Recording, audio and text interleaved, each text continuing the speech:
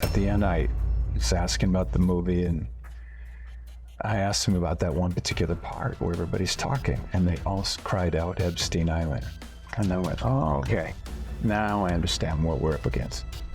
Wow. Epstein Island isn't the only island out. Jim Caviezel just lost it after he found out who is hosting Epstein parties now. Yes, you heard that right. Epstein parties are still happening because the Epstein network did not die with Epstein. Jim's investigation into the Jeffrey Epstein files reveals a disturbing continuation. The same system of exploitation and blackmail still operating, protected by powerful figures. Despite Epstein's death, despite the convictions, despite everything, the network is shielded by political and international influence. Now, the DOJ has closed the case, withholding millions of documents. Victims remain silenced, and the network allegedly continues operating. So here's the question: who is hosting these parties, and why isn't anyone stopping them? Jim Caviezel says he knows, and we're about to tell you. Changed you. I will tell you this right now.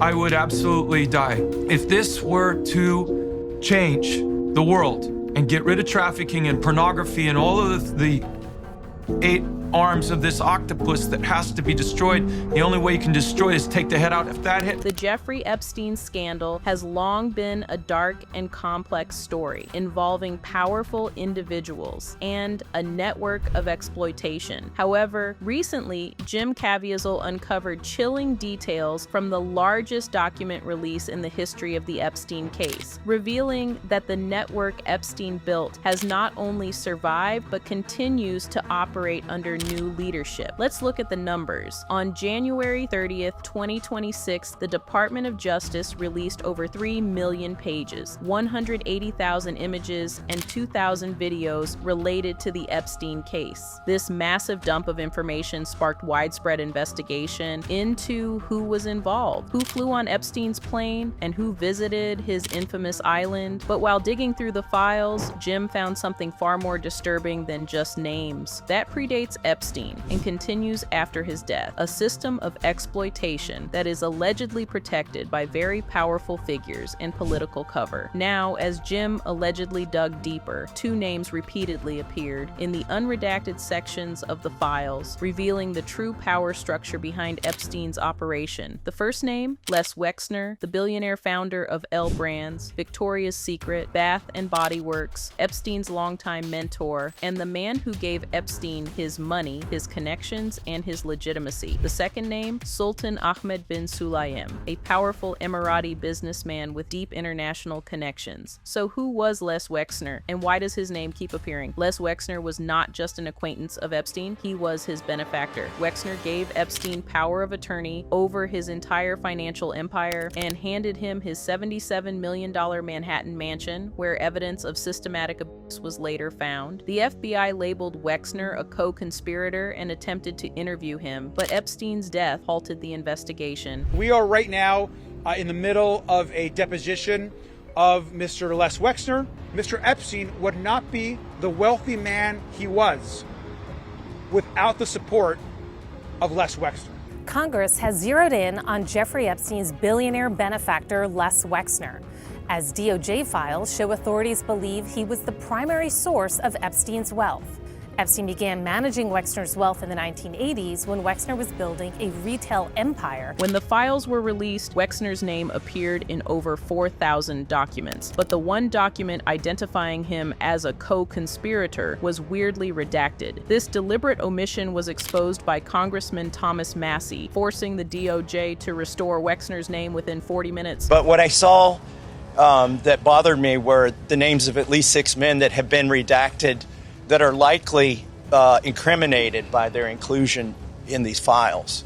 So that's the first thing that I saw. It took some digging to find them. Wexner claims he was naive and conned by Epstein and that he completely cut ties with Epstein in 2007. However, decades of shared assets and finances suggest otherwise. And now, things go even further. Jim revealed that a new lawsuit has been filed against Les Wexner, alleging that he helped fund Jeffrey Epstein's crimes. Les Wexner and the Wexner Foundation are being sued by several women who allege that Wexner enabled Epstein to create an international trafficking ring. The lawsuit alleges Wexner gave Epstein $200 million or more from 1987 to 2007, money that Epstein used to build his trafficking network and commit acts of gender-motivated violence. Each of the 11 plaintiffs accuse Epstein of gender-motivated violence against them from 2000 to 2016, at the very mansion Wexner gave him. 3 of the plaintiffs were 17 years old at the time. The plaintiffs suffered personal injuries, a shock to their nervous system, internal injuries. The Wexners have tremendous sympathy for the victims, but the complaint fails to state any factual basis for asserting a claim. There is no basis for the claims, which will be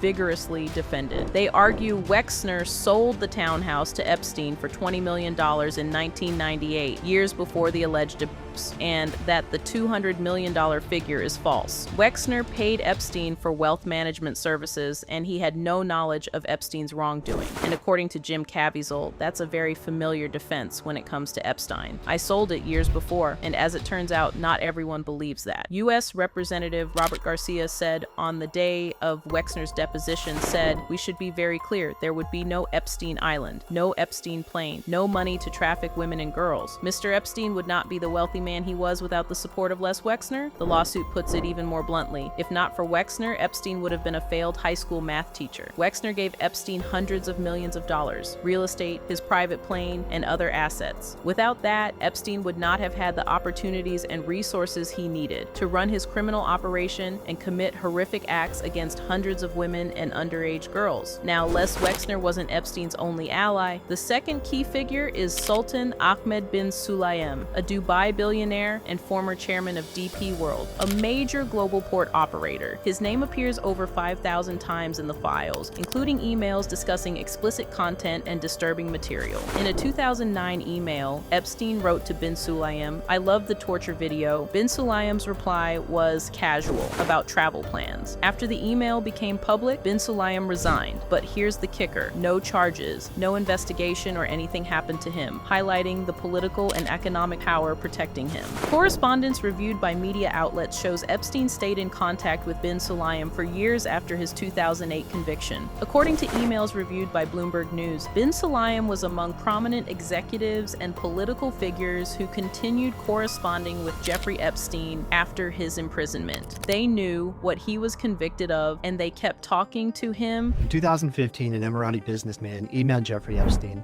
asking if he could put him in touch with Elon Musk.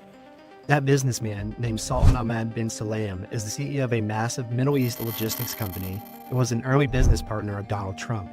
Sulayem wanted to chat with Musk about using Tesla batteries on a hotel project in Dubai. I couldn't find a response from Epstein to Sulayem's request about Musk. But 2 years later, in 2017, Musk and Sulayem did appear together publicly in Dubai, discussing battery technology for shipping ports. The emails also show Epstein trying to facilitate other kinds of introductions, including with former Victoria's Secret owner Les Wexner, and Sulayem asking Epstein if he should attend Trump's 2017 inauguration. After going through just a sliver of these leaked emails, a pattern has become clear.